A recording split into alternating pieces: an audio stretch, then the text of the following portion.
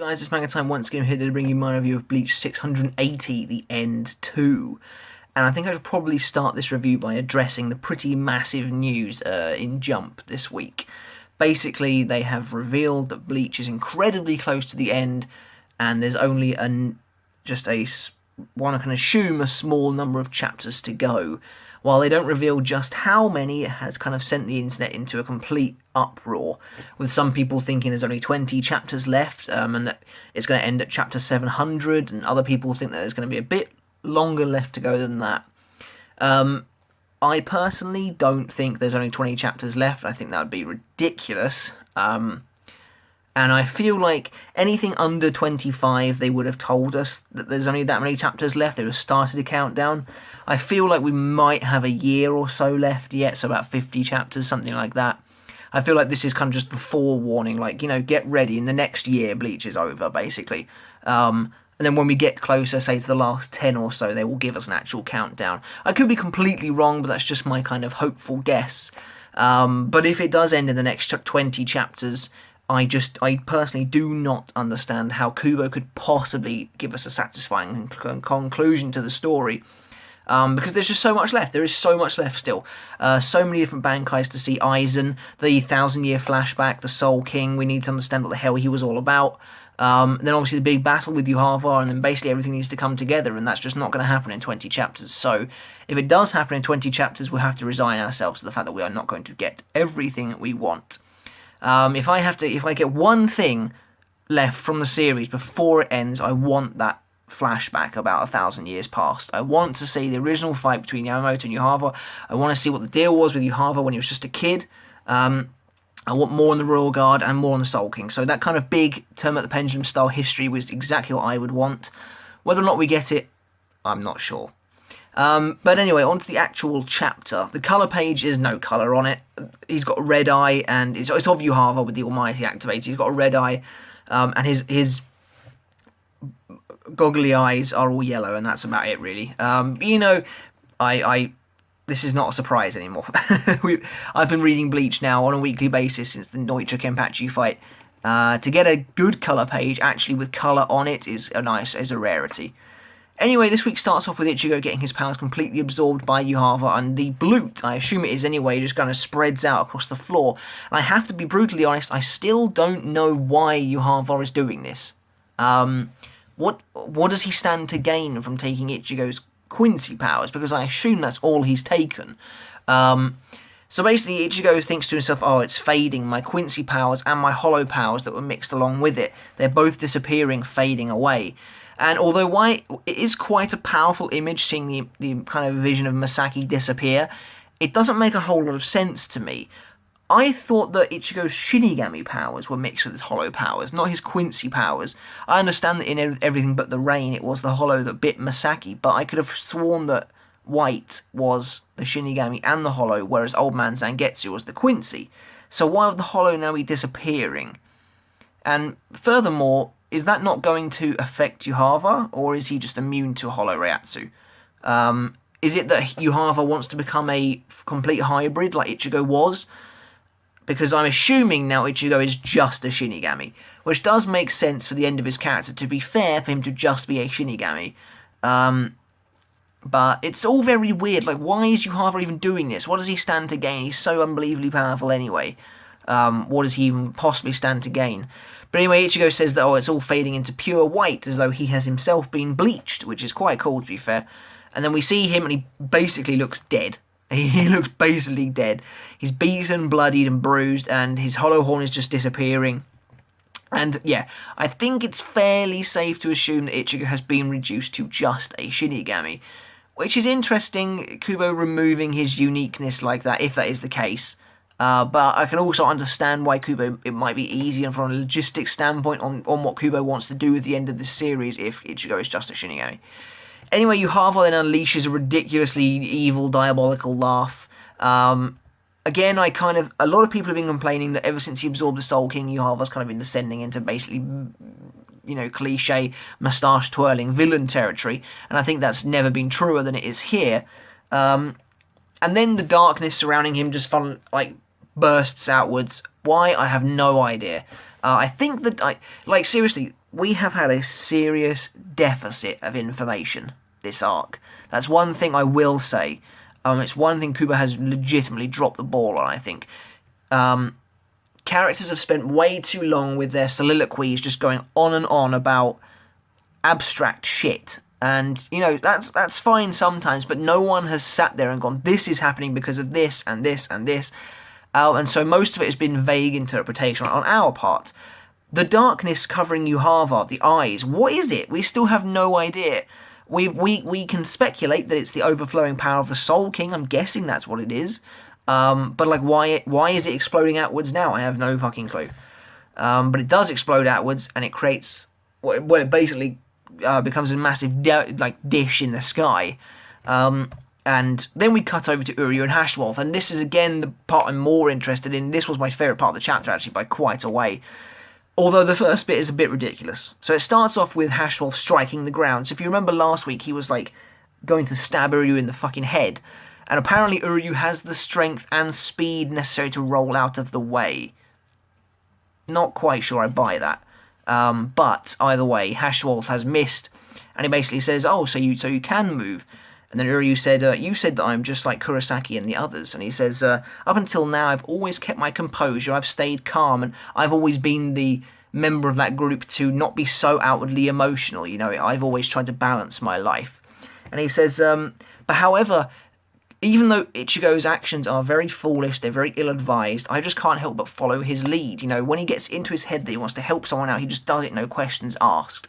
And Haschwalth at this point grips his sword in like kind of anger. That anger becomes very visible later on, but I think at the moment he's getting, you know, he's like, this is kind of similar to the relationship I had with Basby back in the day. And I love this bit because it's such a great character moment for both of them, but more for Haschwalth really, but for both of them it's a great character moment. Uryu says, you know, Inue's cut from the same cloth, so's Chad, Rukia and Renji. And then he says, if in any way I've started to resemble them, even in the slightest, it would bring me immense joy. And that's really cool because Uryu has, although he's been part of that friendship group, he's always been the one that's been like, is he really their friend? Is he just kind of tagging along? Does he even like them that much? And slowly but surely over the years, Uryu has been proving at time and time again that actually, yes, he is one of the closest members of that friend group, and really does, you know, love and get on with them all very much, and he would do anything for most of them. Haschwalth doesn't understand this, however, and now this is where things get super interesting to me. One of the central themes of Bleach is the bonds between friends and how they make you stronger and how they help you overcome adversity. The main villains, quite poignantly, don't have bonds. Aizen and Yhwach have slaves, they have subordinates, they have soldiers. Haschwalth, however, is a relatively unique villain in that he does understand what it means to have a friendship bond. However, we actually get a look into his very actually fucked up mindset here. Haschwalth believes that it's not, a friendship bond isn't worth it unless you get something out of it. And he says, joy, you know, I was never asking about your feelings. You know, what I've been trying to get at was you spent all this time bonding with them and it has no way benefited you in the slightest. And I think this is actually very well written, this scene, because I think you genuinely get, it genuinely comes across from Haschwalth that he actually doesn't get it. You know, he's not just being a villain, he just doesn't get it. And he says, you know, in all the time you've been with them, can you honestly say that you've developed to your fullest? Compared to all those years with them, that one single moment where His Majesty granted you your power has given you far more growth than they ever could. And then he says, if being a comrade means to be there for those that have genuinely helped you grow, then the one you should be risking your life for is not them, but His Majesty. So Haschwalth values friendship based on physical gain, pretty much. I mean, it's perhaps not as black and white as that, but he thinks a friendship isn't worth it unless you're going to grow out of it, unless you're going to get something out of it. And so he truly does believe that Yhwach has helped them all grow considerably, despite the fact that carving a shrift into their soul is essentially Yhwach's way of keeping them on a leash. But yeah, Haschwalth is basically saying, you know, you should be thanking Yhwach, you haven't grown with them at all. But anyway, Uryu says, you know, you said that the scale is filled with your own decisions, And Uryu said, but my decision was to be with my friends. And he says, it wasn't to extract anything, to gain an advantage or anything like that. It wasn't right and it wasn't wrong. I simply chose it because they're my friends. And this is the point where Haschwalth snaps.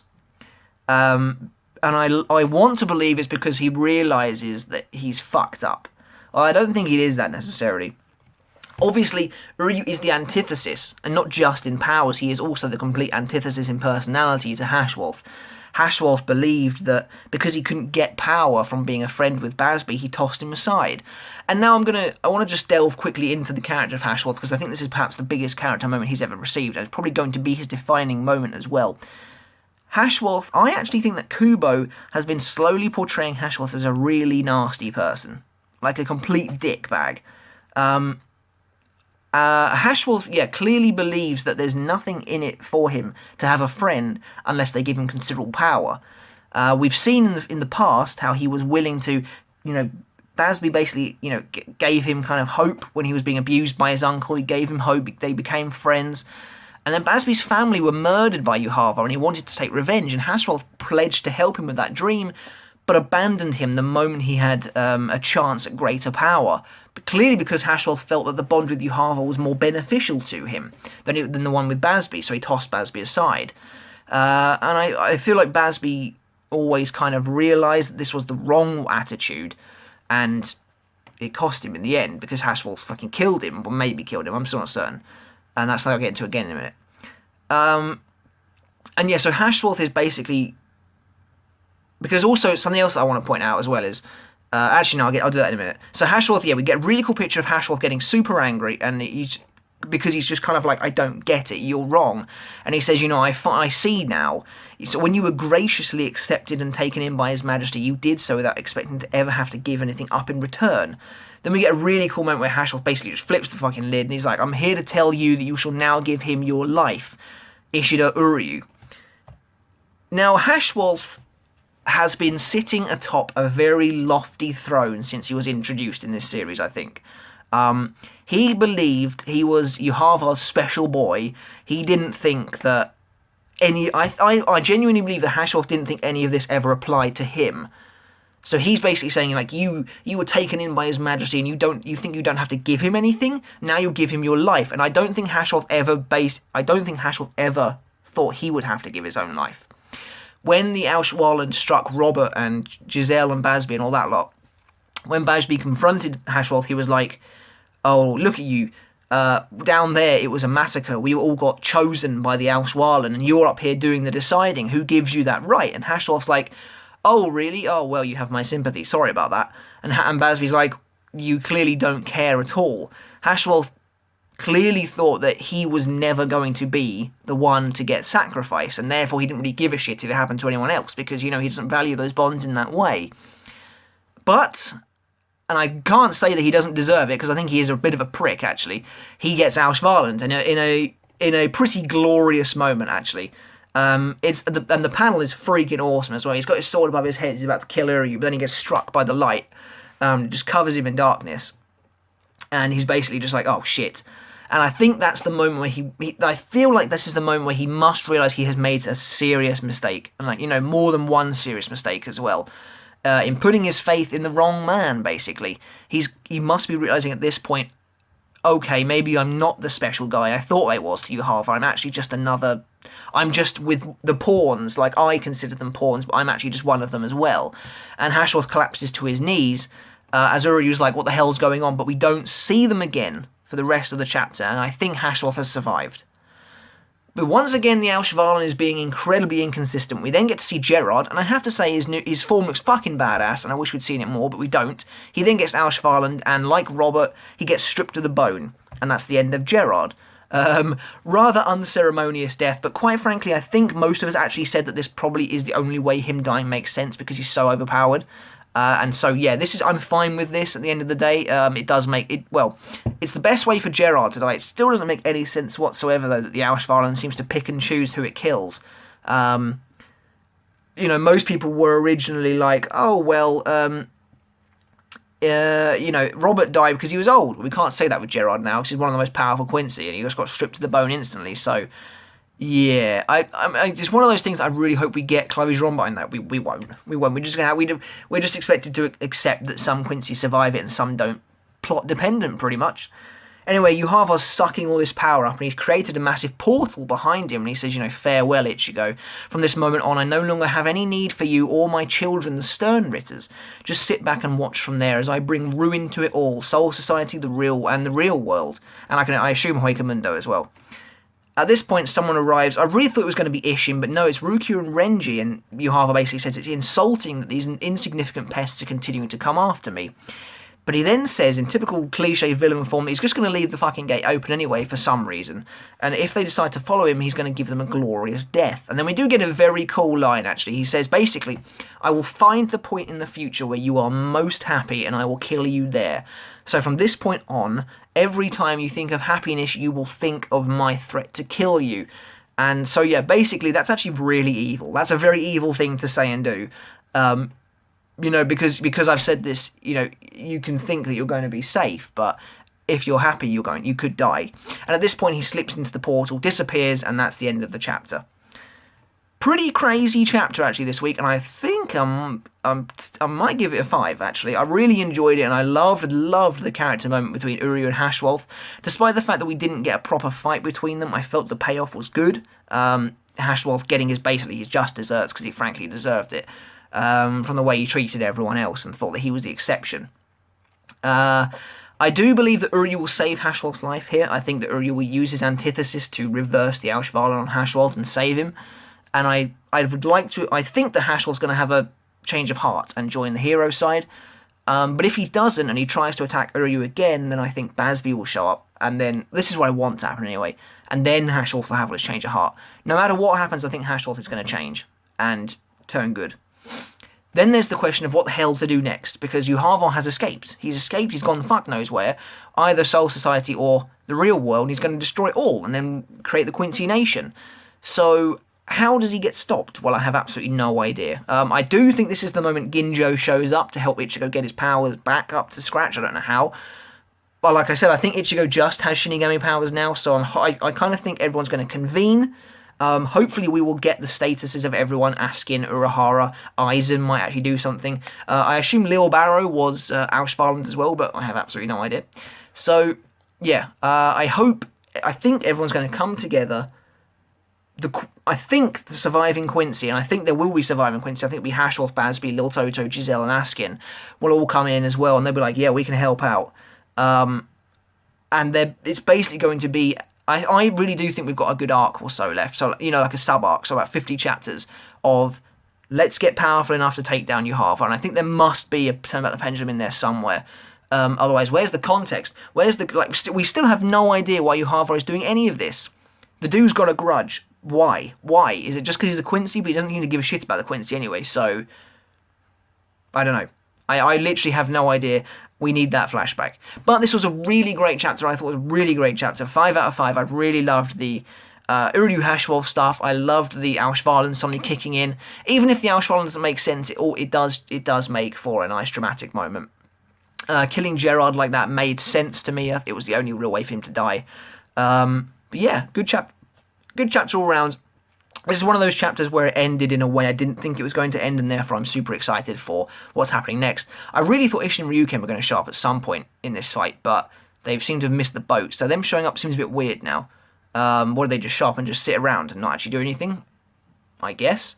But yeah, I think that's pretty much it. It is definitely kind of jarring that this is almost identical still to the Aranka arc. Especially if this is 20 chapters from the end, then the end will become the new Deicide, and Yhwach's gone off to Karakura Town to try and destroy it. But, whatever. Who cares? At the end of the day, I'm excited to see what happens next. So, guys, let me know in the comments below what you think is going to happen. How's Ichigo going to get back up on his feet and sort himself out? Is Ginjo going to show up and help there? Is Rukia going to stab him, mirror the first chapter all over again? I really don't know. Let me know in the comments below what you think. And don't forget to subscribe. I'd super appreciate it. But until next time, guys. Catch you later.